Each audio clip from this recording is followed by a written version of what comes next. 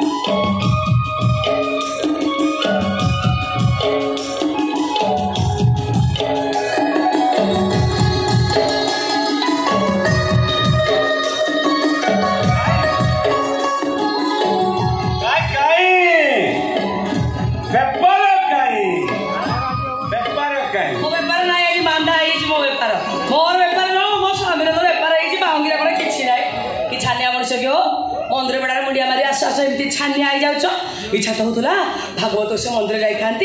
मुंडिया मारिक आसता तो केते थर मना करछि केते थर मना करछि मंदिर भीतर को जीवा मन धरि काई धरिबिनी बा हमर मनुष्य न कोन ना भागवत से मंदिर जाई मुंडिया मारले भागवत से मंदिर छाड़ी के पळेबे ए देखिला देखो पाठ दिए कर पड़छि तो पते कहला पर को पांच पद जुक्ति को आलो ए आमे परा अजातिया अछुआ मनुष्य मंदिर छुईले पाप लगे भागवत को से अभिशाप देवे पंडा साथे एक घरिया करी निया पानी अटक करेंगे मंदिर अपवित्र हो आमे मंदिर छुईले मंदिर अपवित्र हो जाउची तार गोटे कथा कहलो कौन हाँ प्रभु जगन्नाथ दासिया बाउरी हाथ नड़िया नहीं केमिति भक्त सारंग नंदी घोष अटकी जाइला कौन पाई महाप्रभु जगन्नाथ